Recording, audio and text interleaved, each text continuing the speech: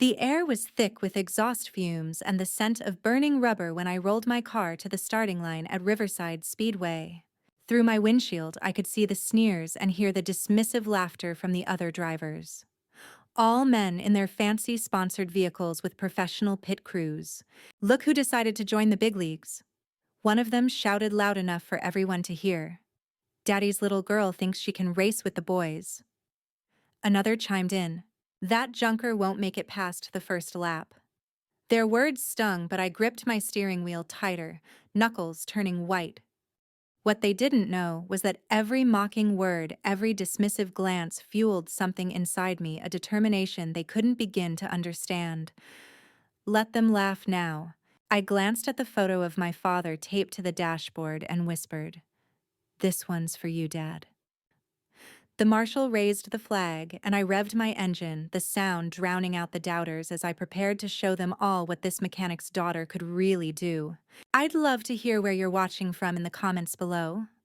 Are you also someone who's been underestimated? Growing up in my father's auto shop on the outskirts of Millbrook, I learned early that life wasn't fair. Dad Mike Sullivan to his customers, but Magic Mike to racing enthusiasts who remembered his glory days, had raised me alone after Mom died when I was 8. Every day after school, I'd rush to the garage, homework spread across the hood of whatever car he was fixing, watching his hands work miracles on engines others had declared dead. "Emma," he'd say, wiping grease from his weathered face, "don't ever let anyone tell you what you can't do. Especially not because you're a girl." By 12, I could change oil in my sleep. By 15, I was diagnosing engine problems that stumped mechanics with 30 years of experience. The garage became my sanctuary. The smell of motor oil more comforting than any perfume. Dad never treated me like I was fragile or incapable. He pushed me, challenged me, believed in me when no one else did. And when I turned 16, he surprised me with a beat-up 1989 Mustang that barely ran. "It's not much to look at," he admitted, "but it's got good bones. Show me what you can do with it." It became our project nights and weekends spent rebuilding that car from the inside out, him teaching and me learning, both of us dreaming about the day I'd take it to the track. But dreams have a way of crashing when you least expect it. 2 years later, just as we were putting the finishing touches on my Mustang, Dad had his first heart attack. The second one came 3 months after that. And the third, the one that took him from me, happened on a quiet Sunday morning while I was making us breakfast. I was 19, suddenly alone with a garage full of unfinished projects and outstanding loans. The bank didn't care that I could rebuild a transmission blindfolded. They saw a teenage girl with no business experience and moved to foreclose faster than I could process my grief. That's when Harrison Reed entered my life, owner of Reed Performance Motors, the biggest automotive shop in the county, and my father's longtime rival. With his designer suits and perfectly manicured hands that had clearly never seen the underside of a car, he offered to buy the garage for a fraction of what it was worth. "It's a generous offer considering the circumstances," he said, with a smile that never reached his eyes. "Your father's reputation has been declining for years. Most of his customers will come to me anyway." I refused. Of course, the garage was all I had left of Dad. Harrison's smile disappeared. "Be reasonable, Emma. A girl like you running a mechanic shop. It's a man's world. You're setting yourself up for failure." His words echoed what others had been saying more subtly, that I should sell, get a suitable job, maybe go to college. The Dad's dream had died with him. I might have crumbled if not for Joe Martinez, Dad's oldest friend and former racing partner, who showed up the day after the funeral with a toolbox and determination in his eyes. "Your father would haunt me till my dying day if I let you face this alone," he said, rolling up his sleeves. "Together, we fought to keep the garage alive. Joe handling the customers who doubted a woman's mechanical abilities, me proving them wrong with every fixed car. 6 months of 18-hour days of learning business accounting by night and fixing engines by day, of eating ramen noodles to save every penny for loan payments. Slowly, we stabilized. Some of Dad's loyal customers returned. Word spread that Mike Sullivan's daughter had inherited more than just his blue eyes. I had his magic touch with engines. But Harrison Reed wasn't used to being ran. When he couldn't buy me out, he began a systematic campaign to drive me out of business. Suddenly, my parts deliveries were delayed. Suppliers who had worked with Dad for decades claimed they could no longer extend credit to Sullivan's garage. Potential customers would come in for estimates, then mysteriously cancel after receiving calls from Reed Performance, offering special discounts. The final blow came when I discovered that Harrison had purchased the property adjacent to the garage land that Dad had always planned to expand onto, and announced plans to build a state-of-the-art service center that would put my quaint little operation permanently out of business. I came home that night to my small apartment above the garage collapsed onto my bed, and did something I hadn't allowed myself since Dad died. I cried. Hours later, exhausted and empty, I found myself sitting in my Mustang, the one Dad and I had rebuilt together, the one project we'd actually finished. The leather-wrapped steering wheel still bore the imprints of his hands. The engine we'd lovingly assembled purred like a contented cat when I turned the key. Without really thinking about where I was going, I drove past the city limits along the winding county roads. Finally ending up at Riverside Speedway, where Dad had won his last amateur race 15 years ago. The track was closed for the night, but the gate was open for maintenance crews. I slipped inside, drove onto the empty track, and did what felt natural.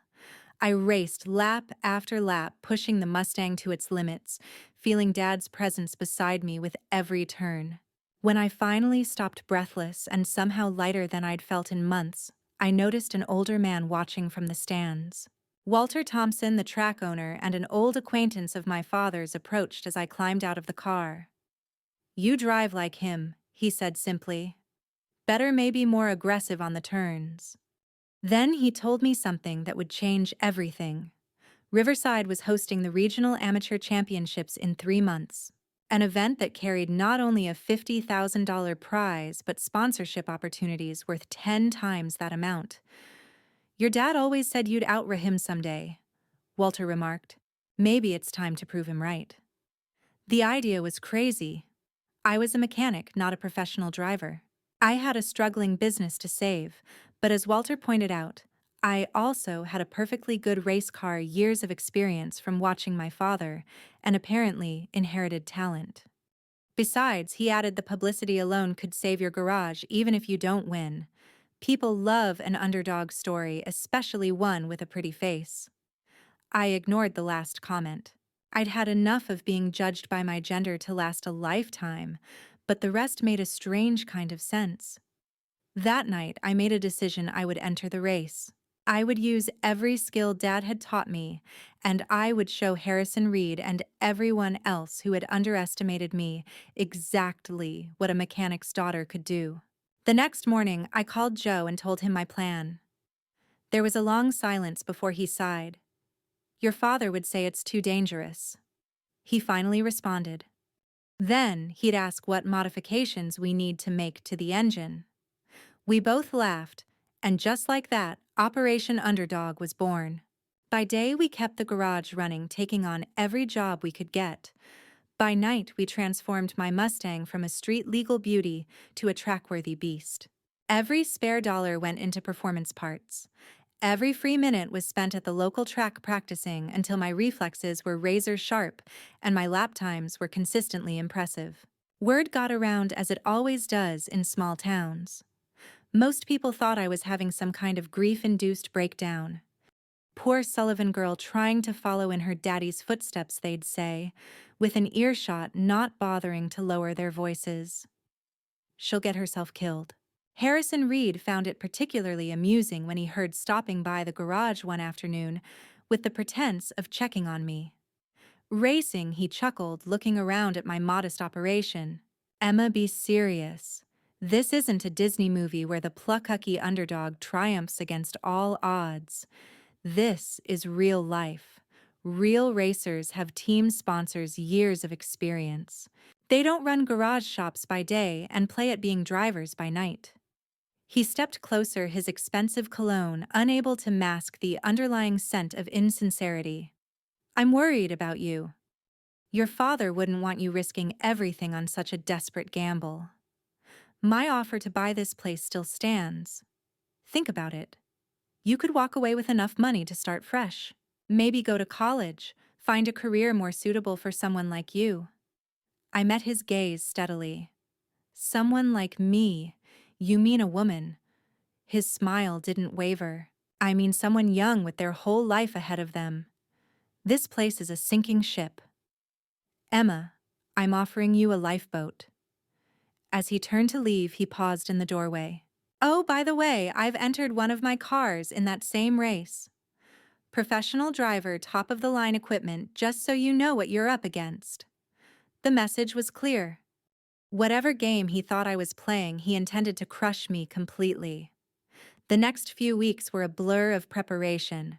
My days grew even longer, working at the garage until closing, then heading to the track until midnight, then back to the workshop to tweak the Mustang's performance. Sleep became a luxury I couldn't afford. Joe worried I was pushing too hard, but I could see the pride in his eyes when my lap times kept improving. 2 weeks before the race disaster struck, I returned to the garage one morning to find the door jimmy open and my Mustang violated sugar in the gas tank cut brake lines, and worst of all, critical engine components damaged or missing entirely.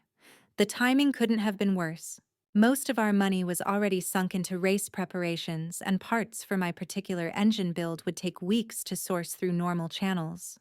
The police took a report but weren't optimistic about finding the culprits. Probably just vandals, the officer suggested, though we all knew better. Without explicit proof, however, there was nothing to be done about Harrison Reed and his convenient alibi of being at a charity gala the night of the break-in. I sent Joe home that evening, waited until I was alone, then allowed myself exactly 10 minutes of despair. 10 minutes to scream and cry and curse the unfairness of it all.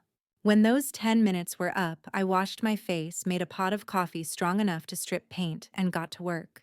If Reed thought this would stop me, he had severely underestimated my determination. The next morning, I called in every favor had ever earned in 30 years of honest business. Former customers became part scouts searching junkyards across 3 states.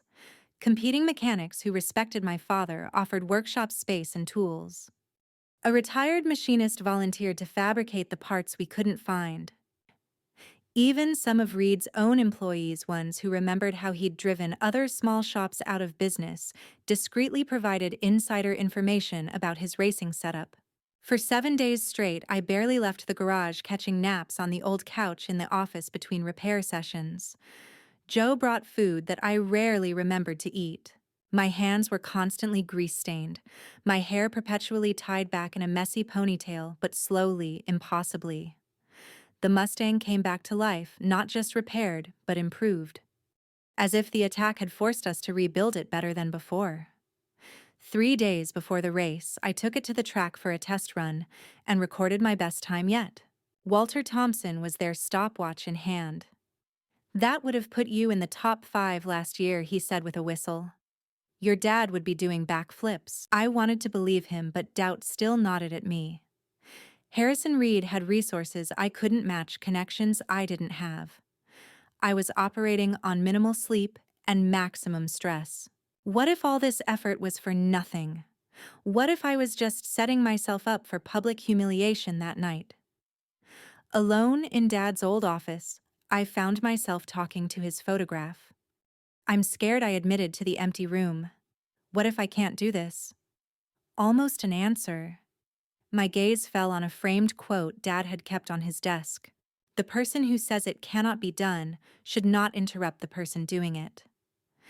The morning of the race dawned clear and cool. Perfect racing weather. I arrived at Riverside Speedway 3 hours early, my nerves making it impossible to stay away any longer. Joe followed with our makeshift pit crew, a collection of Dad's old friends and loyal customers, all volunteering their Saturday to support Mike Sullivan's daughter. As we unloaded the Mustang and prepared for inspection, I couldn't help noticing the stark contrast between our operation and the others around us. Most competitors had professional trailers matching team uniforms and equipment that probably cost more than my entire garage. Harrison Reed's team was particularly impressive with their gleaming transporters and crew of at least 15 people bustling around a sleek, purpose-built race car in Reed Performance's signature blue and silver. The driver, a former semi-pro I recognized from regional competitions, watched our humble setup with barely disguised amusement. Whispers and snickers followed me through the paddock as I completed registration. That's her Sullivan's kid. Nice charity case letting a girl in. Bet she doesn't finish the first 10 laps. I kept my head high, reminding myself that their opinions meant nothing. Still, it was hard not to feel like an imposter, especially when the technical inspector spent twice as long examining my car as he had the others, scrutinizing every modification as if expecting to find violations. The drivers' meeting was worse. 25 competitors, 24 men and me, crowded into the track's conference room for final instructions.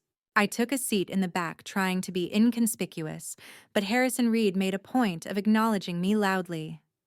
"Emma, so glad you could make it. We were all wondering if you'd actually show up." His false concern drew attention from everyone in the room. "That's quite a unique car you've brought. Family heirloom. Isn't it brave choice for a serious race?" Before I could respond, the race director called for attention, but the damage was done. I could feel every eye in the room evaluating me most, concluding I didn't belong. After the meeting, as drivers dispersed to their teams, Harrison cornered me in the hallway. His voice dropped. All pretense of friendliness gone. "This is your last chance to withdraw gracefully," he said quietly. "Mechanical failure happens to everyone occasionally." No one would question it. When I didn't respond, his expression hardened. "You're making a mistake, Emma. Your father knew his limitations. That's why he retired from racing. He understood it was a young man's game. If he were here, he'd tell you the same thing." The mention of my father ignited something in me. If he were here, I replied evenly. He'd be in my pit crew telling me to kick your arrogant ass. Harrison's laugh held no humor. "Well, he's not here, is he? And after today, neither will you be, not in my town, not in my industry." He walked away before I could respond, leaving me shaking with a combination of rage and renewed determination. Qualifying rounds began an hour later. Each driver had 3 laps to set their best time, determining starting positions for the main event. I was scheduled last, a subtle insult I chose to ignore, as I waited watching others take their turns. I observed their lines, their braking points, looking for any advantage I could find. The track announcer barely concealed his skepticism when introducing me. And finally, in car number 17, Emma Sullivan, daughter of former local racer Mike Sullivan, making her competitive debut. The crowd's reaction was mixed, some applause, some audible comments about publicity stunts and diversity quotas. I blocked it all out as I pulled onto the track, focusing only on the asphalt ahead and the powerful machine around me. My first lap was cautious, getting a feel for how the Mustang handled on this particular surface. The second was faster as I gained confidence. On the third, I pushed to my limit, taking the corners aggressively, feeling the car respond to every input like it was an extension of my body. When I crossed the finish line and returned to the pits, Joe was grinning ear to ear. "8th position," he announced as I climbed out. Out of 25, not bad for a rookie. It was better than I dared hope, but still not enough to be taken seriously. Harrison Reed had qualified second, his professional driver expertly handling the high-performance machine. As our teams prepared for the main event scheduled after lunch, Reed made sure to walk past our pit area. "Congratulations on not embarrassing yourself completely," he offered loudly enough for nearby competitors to hear. "8th is respectable for someone like you." The 2-hour break before the main race stretched my nerves to breaking point. I forced down a sandwich at Joe's insistence, then retreated to the quiet of my car to center myself. The Mustang's familiar interior calmed me, surrounded by changes and modifications I had made with my own hands. I ran through the race strategy Joe and I had developed, visualizing each turn, each passing opportunity, each potential challenge. We were realistic about our chances. My car lacked the raw power of some competitors, but its handling was exceptional, and I knew its capabilities intimately. If I drove smart, conserved the car, and capitalized on others' mistakes, a top 5 finish wasn't impossible. That would be victory enough, proving I belonged on this track. Gaining respect that might translate to more business for the garage. The dream of actually winning seemed too far-fetched to consider seriously. As start time approached, I suited up and joined the other drivers for introductions. The stands were packed. Weekend racing enthusiasts drawn by promotional materials that had played up the local girl takes on the big boys angle. I grimaced at the patronizing framing but couldn't deny we needed the attention. Standing on the track while the announcer read my minimal credentials, I spotted a familiar face in the crowd. Elena Reyes, a reporter from the local paper who had covered my father's races years ago. She gave me a subtle thumbs up, and somehow that small gesture of support steadied me more than anything else could have. Engine roaring, heart pounding, I took my position in the starting grid. 8th place put me in the middle of the pack. Not ideal, but not terrible either. From my cockpit, I could see Harrison Reed's driver 2 rows ahead, his blue and silver car gleaming in the afternoon sun. The starter raised the green flag, and 25 engines revved in anticipation. When the flag dropped, we surged forward in a cacophony of sound and fury. The first turn was chaos, cars jostling for position, drivers taking unnecessary risks to gain early advantage. I held my line, refusing to be intimidated into the wall, but also avoiding reckless moves. By the end of the first lap, I had lost 2 positions to more aggressive drivers, but kept the car intact, playing the long game as Joe had advised. The race settled into a rhythm after that. 50 laps was an endurance test as much as a speed challenge. I focused on consistency, gradually working my way back up as others pushed their cars too hard too early. By the halfway point, I had reclaimed 8th place and was pressing the 7th place driver looking for an opening. That's when I noticed something alarming on my gauges. The oil pressure was fluctuating, dropping dangerously low in the turns. A cold knot formed in my stomach. We had checked everything meticulously, but racing puts enormous stress on components. Had we missed something, or had Reed's sabotage been more thorough than we'd discovered? Either way, I had a choice to make. Pull into the pits and likely end my race, or push on and risk catastrophic engine failure. I thought of all the people who expected me to fail, who would nod knowingly when I limped off the track with mechanical issues. I thought of Harrison Reed's smug satisfaction, and I thought of my father, who had taught me that sometimes you have to gamble everything on your own abilities. I adjusted my driving style, easing off slightly in the turns where the pressure dropped most significantly, then compensating on the straights. It cost me some time but kept the engine running. Lap after lap, I nursed the wounded Mustang, waiting for my moment. That moment came with 10 laps to go. When 2 cars ahead of me collided while fighting for position, I threaded through the debris field while others hesitated, moving up to 5th place. The crowd, which had largely ignored me earlier, began to take notice. With 5 laps remaining, I was in 4th, closing on 3rd Reed's driver, who was clearly struggling with tire wear. My own car was suffering the oil pressure, now consistently low, but I sensed the Reed machine had problems of its own. Its once precise cornering had become erratic, the back end sliding unpredictably on the final lap. Entering the last series of turns, I made my move, diving to the inside where he least expected it, forcing him to defend awkwardly. His tires, pushed beyond their limits, finally surrendered grip. The blue and silver car slid wide. Grazing the wall, I shot past into 3rd place, crossing the finish line, with my engine protesting but still running. The crowd's reaction was immediate and unexpected, genuine applause and cheers as the announcer called my name. And taking 3rd place in her competitive debut, Emma Sullivan. I pulled into pit lane in a daze where Joe and our makeshift crew awaited with expressions of disbelief and joy. Third, Joe shouted as I climbed out, legs shaky from 2 hours of intense concentration. Third place. Emma, your dad would be. He broke off, overcome with emotion. But I understood. Third place in my first serious race with a rebuilt streetcar and a volunteer crew against professional teams with vastly more resources. It felt impossible. Yet the trophy in my hands proved otherwise. As media gathered around the top 3 finishers, I caught sight of Harrison Reed's thunderous expression. His driver had limped to a 6th-place finish after the wall contact, a humiliating result for such a heavily favored team. Elena Reyes pushed through the crowd, microphone in hand.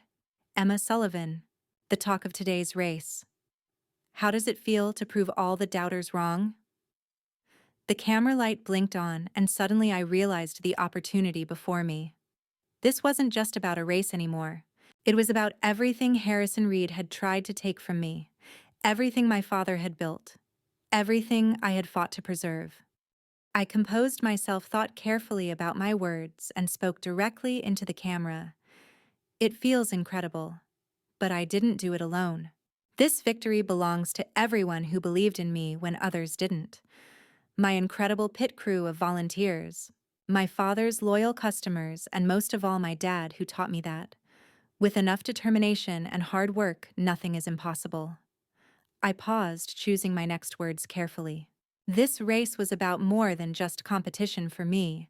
It was about proving that Sullivan's Garage deserves its place in this community. We might not have the biggest facility or the fanciest equipment, but we have heart integrity and generations of experience. So to everyone watching who needs honest automotive service from people who truly care about your vehicles, we're open Monday morning and we'd love to show you what we can do. Elena grinned, recognizing good copy when she heard it. Any response to those who said a woman couldn't compete at this level? I smiled, making sure the camera caught my expression.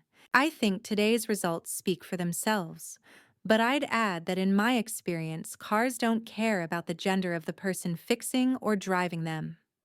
They respond to skill, knowledge, and respect things that have nothing to do with whether you're a man or a woman. The interview continued briefly with questions about the race itself and my future plans. Throughout it all, I maintained my composure, even as I spotted Harrison Reed storming away from the track, refusing to speak with any media. The aftermath of the race transformed everything. By Monday morning, Elena's story had run in the local paper with the headline, "Mechanic's Daughter Defies Odds, Podiums in Debut Race." My phone rang constantly. People wanting interviews, customers scheduling appointments, even a few potential sponsors inquiring about future races. The garage, which had been struggling to stay afloat, suddenly had a 2-week waiting list. Harrison Reed was conspicuously silent, avoiding public comment on his team's performance or my unexpected success. But the real confrontation came a week later when he appeared at Sullivan's Garage unannounced, looking decidedly less polished than usual. I was elbowed deep in an engine rebuild when Joe showed him in his expression, clearly communicating that he'd rather throw Reed out than leave us alone. 5 minutes, I told Joe, who reluctantly withdrew, but left the office door open. Harrison remained standing, surveying the busy workshop with what almost looked like resignation. "Quite the turnaround," he finally said. "You've become quite the local celebrity." I wiped my hands on a shop rag, saying nothing, waiting for him to get to the point. He sighed, uncharacteristically uncomfortable. "I've come to make you another offer." I raised an eyebrow, silently prompting him to continue. "Not for the garage," he clarified quickly. "That ship has clearly sailed. I'm offering you a driver's seat with Reed Performance Racing." The proposition was so unexpected that for a moment I wasn't sure I'd heard correctly. "You want me to drive for you?" Reed nodded, his expression pained but determined. "The sponsors were so impressed by your performance. More importantly, they were impressed by the public response to it. They feel you have marketing potential that would be valuable to the brand." Translation. His corporate backers had recognized an opportunity and were pressuring him to capitalize on it regardless of his personal feelings and the expansion plans for the property next door. I asked pointedly, his jaw tightened. Could be reconsidered as part of the negotiation. I studied him carefully, noting the strain around his eyes, the forced neutrality of his expression. For a brief, heady moment, I savored the reversal. Harrison Reed, who had tried to destroy everything I cared about, now asking for my help. The temptation to reject him outright to savor that petty victory was strong. But my father had always taught me to think beyond immediate satisfaction to long-term consequences. I need time to consider it, I said finally. This isn't just about me. I have responsibilities here. People who depend on this garage. He nodded stiffly. Take a week. The offer is generous. As he turned to leave, I added, and Harrison, if we find evidence connecting you to the vandalism of my car before the race, no deal in the world will stop me from pressing charges. His step faltered almost imperceptibly before he continued out the door without looking back. That evening, after closing the garage, I drove out to Riverside Speedway once more. The track was quiet, bathed in the golden light of sunset. I parked in the empty lot and walked to the bleachers, sitting where my father used to watch races, trying to sort through my tangled thoughts. Reed's offer was tempting in many ways. Financial security, professional opportunities, the chance to pursue racing seriously. But it also meant walking away from Dad's legacy, from the business he'd built with his own hands. As I debated with myself, Walter Thompson appeared, seemingly unsurprised to find me there. Heard about Reed's offer, he said, settling beside me on the bench. News traveled fast in our town. Quite the choice you're facing. We sat in companionable silence for a while before he spoke again. Your father was faced with a similar decision once, after his big win at the regionals back in the day. He had offers from several teams. Could have gone professional, maybe even made it to the national circuit. This was news to me. Dad had never mentioned it. Why didn't he? Walter smiled, his weathered face creasing with the memory. Your mother had just told him she was pregnant. He looked at the racing contracts, looked at the little garage he just opened, and made his choice. Said some victories aren't about trophies. He stood, patting my shoulder. No right answer here, Emma. Just your answer. As he walked away, I remained on the bleachers until stars appeared overhead, thinking about choices, consequences, and what victory really meant. My decision came with the dawn. I called Harrison Reed's office first thing Monday morning and arranged a meeting for that afternoon. When he arrived at the garage, I was ready. A counterproposal prepared and printed. I won't drive for Reed Performance, I told him without preamble. I'm a Sullivan, and Sullivans race for themselves. His face hardened, but I continued before he could speak. However, I am willing to discuss a partnership. Sullivan's Garage specializes in custom performance work. Reed Performance has marketing reach and corporate connections. There's room for both of us in this town if we're smart about it. I slid the document across the desk. My terms, including your withdrawal of the expansion plans next door, and instead a joint venture to turn that property into a community racing school, one that welcomes everyone with talent, regardless of gender or background. Harrison looked genuinely surprised, then suspicious. Why would I agree to any of this? There are other female drivers I could recruit if that's what the sponsors want. I smiled. Because I'm not just any female driver. I'm the mechanic's daughter who beat your professional team with a street car and a volunteer crew. And because this solution gives us both what we really want, you save face with your sponsors, and I keep my father's legacy alive while growing it into something even he couldn't have imagined. For a long moment he studied the proposal, his expression unreadable. Then, with a hint of reluctant respect, he extended his hand. You drive a hard bargain, Sullivan. Your father would be proud.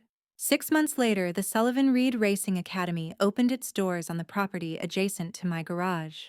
Our first class included 10 students, 4 of them young women who had seen my race and dared to dream bigger because of it.